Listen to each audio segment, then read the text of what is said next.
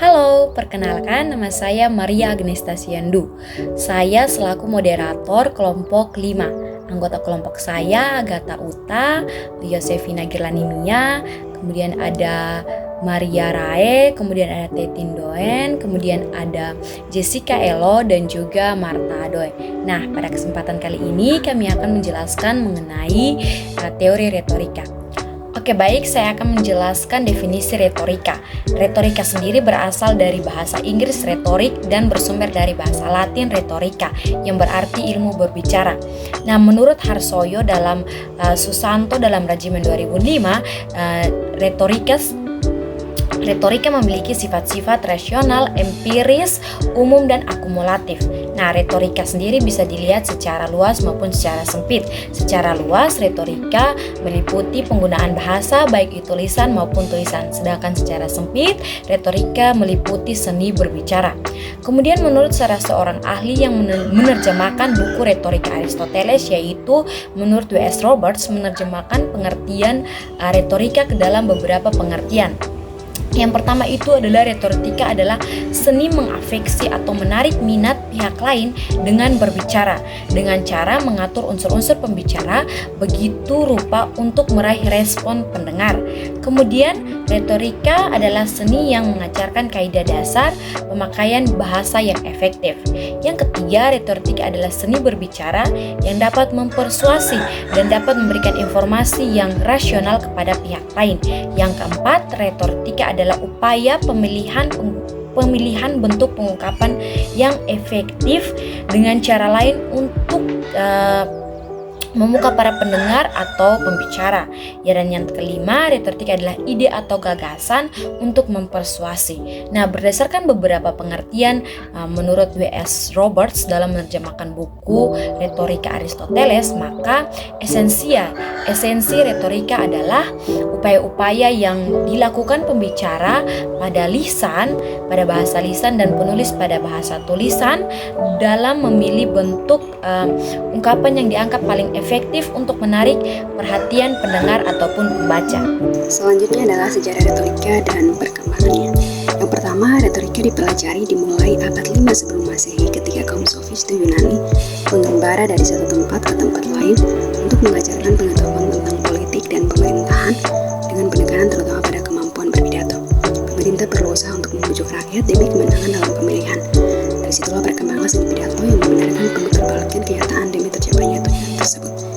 Jadi, retorika dipelajari, diawali, dan dilaksanakan di negara-negara yang menganut demokrasi langsung, yakni Yunani dan Romawi.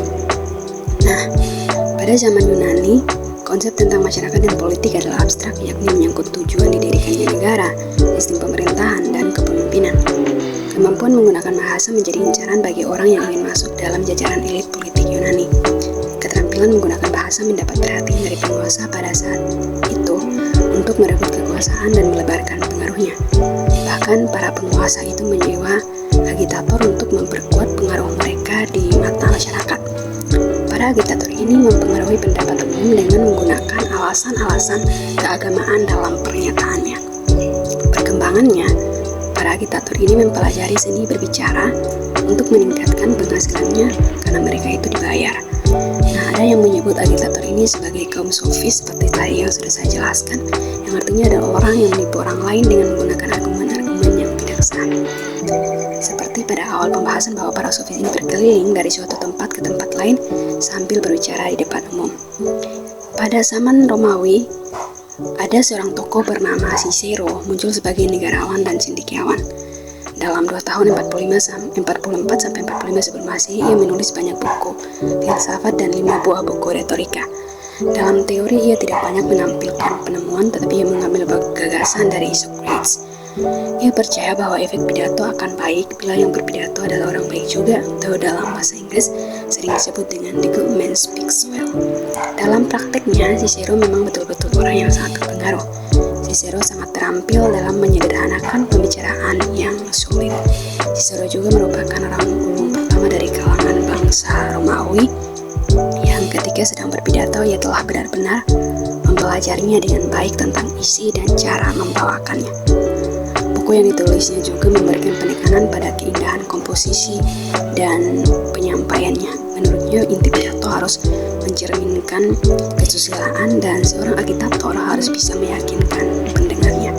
Singkatnya adalah pada zaman Yunani dan Romawi ini, retorika memiliki beberapa fungsi, yaitu untuk mencapai kebenaran atau kemenangan bagi seseorang atau golongan dalam masyarakat, untuk meraih kesuksesan, kemudian sebagai alat persuasi yang digunakan untuk mempengaruhi manusia-manusia yang lainnya. Kemudian perkembangan retorika abad pertengahan. Nah, sejak zaman Yunani sampai Romawi, retorika itu selalu berkaitan dengan kenegarawan. Kemudian para anggota Romawi terlibat dalam kegiatan politik. Ketika demokrasi Romawi mengalami kemunduran dan kaisar demi kaisar memegang pemerintahan, demokrasi tersebut berganti menjadi kekerasan. Dan hal tersebut retorika tersingkir ke belakang panggung karena para kaisar tidak senang mendengar orang yang pandai dalam berbicara. Jadi pada abad pertengahan ini sering juga disebut dengan abad ke-8, termasuk bagi perkembangannya retorika. Karena pada abad pertengahan ini retorika semakin tereduksi dan semakin kerdil. Retorika hanya dikaitkan dengan gaya bahasa dan penyajian saja. Hal inilah yang memunculkan aliran baru yang disebut dengan manierisme atau aliran yang sangat mengutamakan gaya bahasa. Selanjutnya adalah retorika modern. Dalam perkembangannya ada 3 aliran dalam retorika modern, yaitu yang pertama adalah epistemologi yang merupakan aliran pertama dalam retorika yang menekankan pada proses psikologis. Epistemologi ini membahas tentang teori pengetahuan, asal-usul, sifat, metode, dan batas-batas pengetahuan manusia. Para pemikir epistemologis berusaha mengkaji retorika klasik dalam sorotan perkembangan psikologi yang membahas tentang proses mental. Kemudian aliran kedua dikenal dengan belles lettres, bahasa Prancis yang berarti tulisan yang indah. Retorika Belletrisme ini sangat mengutamakan keindahan bahasa, segi estetis pesan, dan kadang-kadang sering mengabaikan segi informatifnya. Aliran epistemologi dan belles lettres terutama mengusatkan perhatian pada persiapan pidato dan pada penyusunan pesan serta penggunaan bahasanya. Kemudian aliran yang ketiga disebut dengan gerakan ilusionis yang menekankan pada teknik penyampaian pidato. Misalnya, ada seorang tokoh bernama Gilbert Austin memberikan petunjuk praktis penyampaian pidato seperti bagaimana pembicara menyerahkan kontak mata kepada pendengar dan bagaimana pembicara mengatur suaranya. Dalam perkembangannya, gerakan ilusionis ini dikritik karena terlalu memusatkan perhatian kepada teknik. Ketika mengikuti kaum ilusionis, bicara tidak lagi berbicara dan bergerak secara alami, namun menjadi artificial. Walaupun demikian, kaum ilusionis ini telah berhasil melakukan penelitian empiris sebelum merumuskan resep-resep penyampaian pidato. Tokoh-tokoh di bidang retorika. Yang pertama, Gregorius dari kaum Sofisme. Gregorius mengatakan bahwa kebenaran suatu pendapat hanya dapat dibuktikan jika tercapainya kemenangan dalam pembicaraan. Gregorius merupakan guru retorika yang pertama yang membuka sekolah retorika dan mengajarkan dimensi bahasa yang puitis dan teknik berbicara impromptu atau berbicara tanpa persiapan. Yang kedua, Protagoras. Protagoras menyatakan bahwa kemahiran berbicara bukan untuk kemenangan, melainkan demi keindahan. Socrates menyatakan bahwa retorika adalah demi kebenaran, dan teknik yang digunakan oleh Socrates adalah berpura-pura bodoh, seolah-olah tidak mengetahui sama sekali suatu persoalan, dan membuat pertanyaan berdasarkan apa yang ia telah ketahui sebelumnya. Yang ketiga, Socrates. Beliau mendirikan sekolah retorika dengan menitik beratkan pendidikannya pada pidato-pidato politik. Menurut Isokrates, hakikat pendidikan adalah kemampuan berbentuk pendapat-pendapat yang tepat mengenai masyarakat, dan ia berbicara bahwa retorika dapat meningkatkan kualitas masyarakat dan retorika tidak boleh dipisahkan dari politik dan sastra. Yang keempat, Plato. Menurut Plato, retorika memegang peranan yang sangat penting bagi persiapan untuk menjadi pemimpin retorika. Penting sebagai model pendidikan, sarana mencapai kedudukan dalam pemerintahan dan mempengaruhi rakyat, serta memberi kemampuan penggunaan bahasa yang sempurna. Yang kelima, Aristoteles. Menurut Aristoteles, retorika sebagai filsafat, sedangkan tokoh yang lain menekankannya sebagai seni. Tujuan retorika adalah pembuktian maksud pembicaraan atau menampakkan pembuktian dan terdapat pada logika. Keindahan bahasa hanya digunakan untuk membenarkan pemerintah, mendorong, dan mempertahankan sesuatu. Yang keenam, Demosthenes.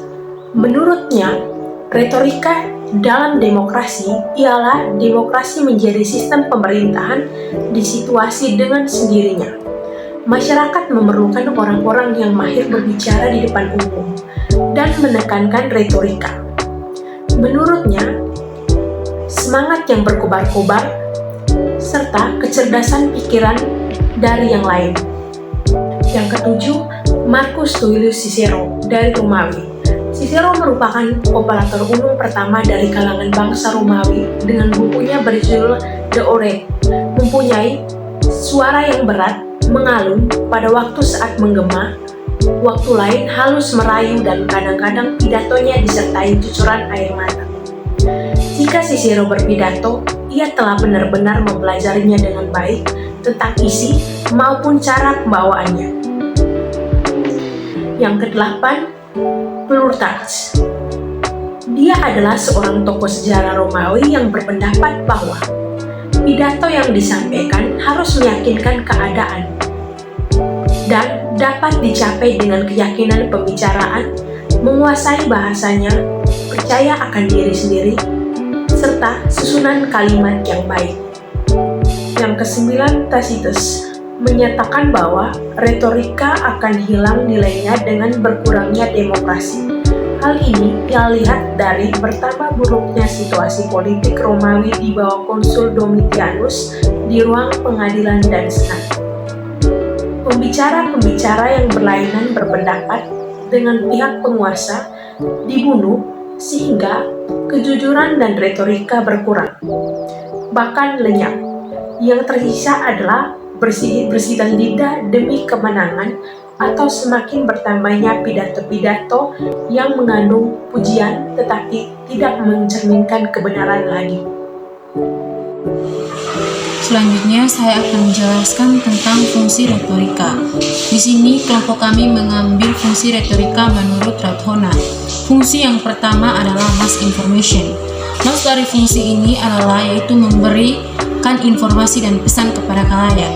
Seperti yang kita tahu, retorika merupakan bagian dari komunikasi dan pada umumnya fungsi komunikasi adalah memberikan pesan dan informasi kepada komunikan. Dan di sini komunikan dari retorika adalah khalayak.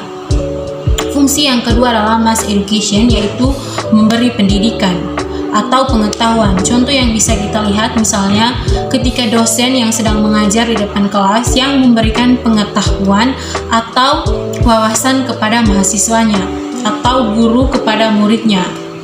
Fungsi yang ketiga adalah mass persuasion, yaitu fungsi untuk mempengaruhi.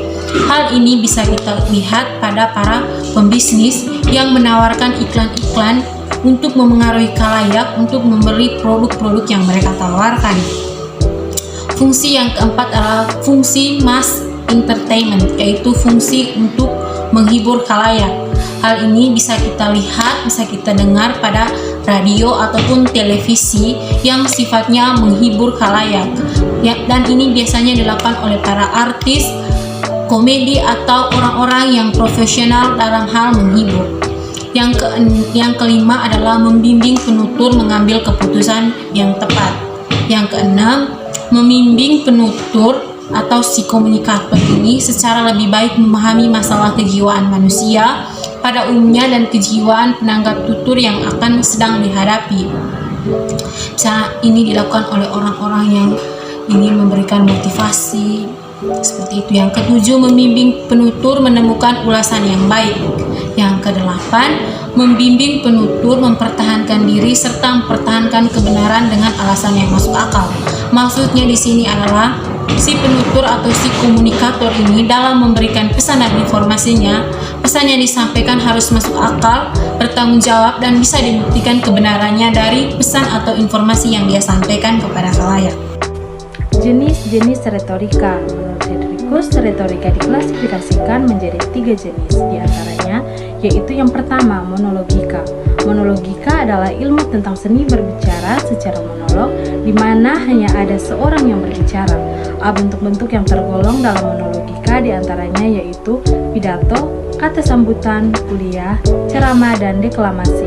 Dan yang kedua, dialogika. Dialogika adalah ilmu tentang dialog di mana 2 orang atau lebih berbicara atau mengambil bagian dalam satu proses pembicaraan. Bentuk dialogika diantaranya yaitu diskusi, tanya jawab, perundingan, percakapan, dan debat. Dan yang ketiga adalah pembinaan teknik bicara. Teknik berbicara merupakan syarat bagi retorika. Untuk itu, pembinaan teknik berbicara merupakan bagian yang penting dalam retorika. Dalam bagian ini, perhatian diarahkan kepada pembinaan teknik. Menurut Aristoteles, ada 5 strategi penyusunan retorika yang dikenal dengan istilah The Five Cones of Rhetoric. Di antaranya yaitu yang pertama, penemuan bahan. Penemuan bahan adalah konstruksi atau pengembangan dari sebuah argumen yang relevan dengan tujuan dari pidato. Langkah ini mencakup kemampuan untuk menentukan, mengumpulkan, dan menganalisis materi yang cocok untuk pidato. Yang kedua adalah penyusunan bahan atau materi. Ada penataan ide. Penataan ide ini akan membantu pendengar memahami hubungan antara ide dan juga menghindari kebingungan. Yang ketiga adalah gaya atau pilihan bahasa yang indah. Gaya atau pilihan bahasa yang indah, cara pengguna bahasa dalam mengekspresikan ide. Pengguna gaya yang efektif akan membantu pesan lebih jelas, menarik, dan powerful. Yang keempat adalah mengingat materi.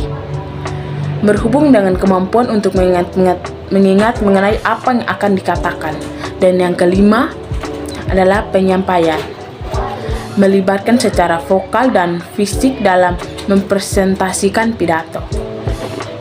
Oke, baik, berikutnya saya akan menjelaskan mengenai unsur-unsur retorika. Nah, unsur retorika yang pertama yaitu pembicara. Nah, sebagai seorang pembicara, dia harus dapat untuk mampu menguasai materi yang akan disampaikan kepada khalayak. Nah, pembicara sendiri merupakan pusat dari aktivitas retorika. Seperti yang kita ketahui bahwa sebagai seorang pembicara yang cerdas, dia harus dapat untuk memperhatikan reaksi yang ditimbul dari audiensnya, sehingga dengan segala kondisi dan situasi yang dia ketahui, dia dapat mengubah strategi dan gaya atau caranya menyampaikan informasi ketika dia mengetahui bahwa respons daripada audiens sendiri bersifat negatif ataupun menantang. Oke, baik, berikutnya saya akan menjelaskan unsur kedua retorika yaitu audiens atau khalayak. Nah, audiens atau khalayak sendiri itu termasuk dalam publik, yang mana publik adalah sekumpulan orang-orang yang memiliki ciri-ciri seperti jumlah anggota yang banyak maupun sedikit. Kemudian masing-masing insan atau orang yang berada dalam himpunan tersebut dihadapkan dengan satu masalah yang sama, sehingga mereka mempunyai minat dan kepentingan yang sama walaupun mereka belum memiliki keterkaitan atau ikatan, ataupun mereka belum saling mengenal, tetapi mereka sudah mempunyai atau dihadapkan dengan satu masalah yang sama. Kemudian yang ketiga yaitu adalah mereka juga selalu terlibat aktif dalam proses menyelesaikan suatu masalah yang dihadapi. Baik, saya akan meneruskan tentang unsur-unsur dalam retorika. Yang ketiga adalah pesan. Pesan merupakan bagian yang sangat penting dalam proses komunikasi. Nah, pesan di sini maksudnya bagaimana seorang komunikator memiliki media atau saluran yang menghubungkan pesan itu kepada khalayaknya. Nah, media atau saluran di sini itu sifatnya abstrak dan fisik. Sifatnya abstrak maksudnya adalah bagaimana membayangkan saluran-saluran suara dari si penutur atau si komunikator tersampaikan kepada si pendengar. Begitupun bagaimana umpan balik atau saluran-saluran abstrak dari pendengar kepada si penutur. Selanjutnya adalah media yang sifatnya fisik, maksudnya adalah berkaitan dengan gestur, ekspresi, seperti kontak mata, bentuk angguk kepala, dan lain-lainnya yang biasanya dilakukan oleh si komunikator untuk meyakinkan khalayak atas pesan yang disampaikan. Begitupun umpan balik atau feedback dari si pendengar atau si khalayak, misalnya dengan mengangguk-anggukkan kepala atau gestur atau ekspresi yang lain yang menunjukkan mereka bahwa betul-betul menikmati atau mendengar apa yang disampaikan, informasi atau pesan yang disampaikan oleh komunikator. Selanjutnya adalah peran retorika, dan yang pertama pada bidang politik. Misalnya itu seperti propaganda politik, kampanye-kampanye menjelang pemilu dalam negara yang menganut pemerintahan demokrasi. Politik memanfaatkan retorika untuk mempengaruhi rakyat dengan materi bahasa, ulasan-ulasan, dan gaya bertutur yang meyakinkan dan mencekam perhatian. Yang kedua, peran retorika dalam bidang ekonomi, yaitu para usahawan terlibat dalam penggunaan dalam rangka mempromosi barang-barang produksinya. Oleh karena itu, retorika digunakan secara luas untuk iklan. Peran yang ketiga adalah bidang seni. Misalnya hasil karya seni mengandung pendidikan. Misalnya wayang kulit, wayang orang, wayang beber, ludruk, dan lain-lain. Kesenian tersebut terdapat tokoh-tokoh punakawan yang pintar berbicara atau memberi nasihat, seperti Cepot dan Udel, Semar, Gareng, Petruk, dan Bagong, serta tokoh-tokoh lainnya. Tokoh-tokoh ini sering berbicara dengan menggunakan bahasa yang terpilih dan ulasan yang mampu mempengaruhi penonton dengan menampilkan gagasan-gagasan yang mengandung nilai kehidupan. Pemanfaatan retorika tidak hanya pada karya seni klasik saja, tapi pada seni modern retorika juga dimanfaatkan, misalnya pada seni drama, teater, dan film. Selanjutnya adalah peran retorika dalam bidang tulisan. Di sini saya mengambil contoh para wartawan dan reporter, di mana saat mereka akan menuliskan kolom, rubrik, tajuk, ataupun berita, semuanya memerlukan kemampuan menggunakan retorika. Selain itu, retorika juga digunakan pada saat kita menulis makalah atau artikel. Peran retorika yang kelima dalam kehidupan adalah bidang pendidikan. Misalnya pendidikan memberi pengetahuan, keterampilan, nilai-nilai yang sesuai dengan kebutuhan hidup anak didiknya. Untuk dapat mewujudkan tujuan tersebut, maka para peserta didik perlu perencanaan, penyampaian materi, menata unit-unit materi, menentukan saran, penetapan metode, dan melaksanakan kegiatan pembelajaran. Sekian presentasi dari kelompok kami. Mohon maaf apabila terdapat kesalahan kata dan penyebutan kata. Jangan lupa untuk like dan komen teman-teman. Terima kasih.